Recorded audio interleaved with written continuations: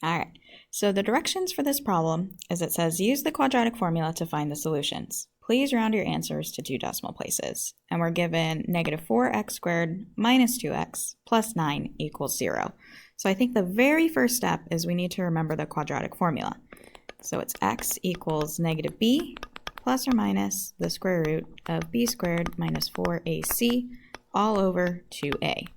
All right, so then in this case, your a value is negative 4, your b is negative 2, and your c is 9. So I think the most efficient method is to first figure out the part that goes under the square root. We're less likely to make errors that way. So we have b squared minus 4ac. This just becomes a substitution problem where I'm going to plug in for b, a, and c. So my b in this case is negative 2. And you want to make sure you put parentheses around this, and that's minus 4 times a, which is negative 4, times c, which is 9.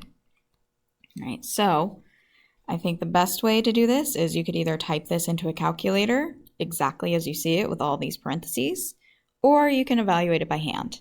I'm going to just evaluate it by hand here, right? Negative 2 squared would be a positive 4, right? So even though our b was negative, right, b squared should always be positive. Right? And then you have, we want to read this as negative 4 times a positive 9.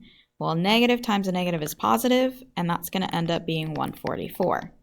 Right? So 4 plus 144, that comes down to 148. Now, remember, that's just the part that goes under the square root here.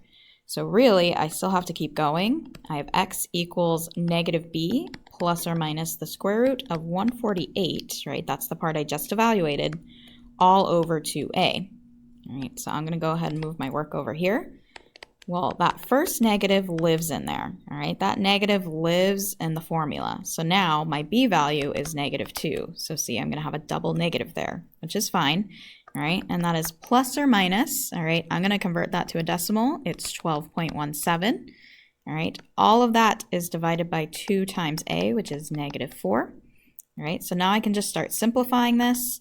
Negative times negative is positive 2, plus or minus 12.17 all over negative 8, all right. From there, it's 2 separate things we got to work out.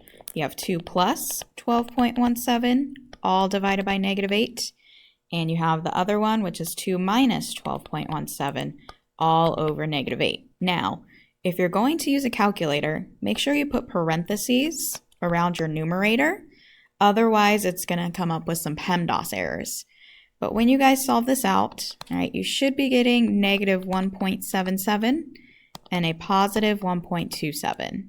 So again, our solutions, which again means roots, zeros, and x-intercepts, so you can always check, is negative 1.77 and x equals 1.27.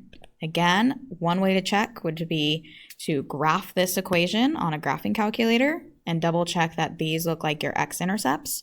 You can also plug these in and see if you get a true statement. Now, if you do that, because these are estimated, because we rounded, it's not going to give you exactly 0, but if you're very close to 0, like if you get like 0.01 or negative 0.001, that probably means these are the correct answers. We're just getting rounding errors because we're not leaving it as an exact fraction.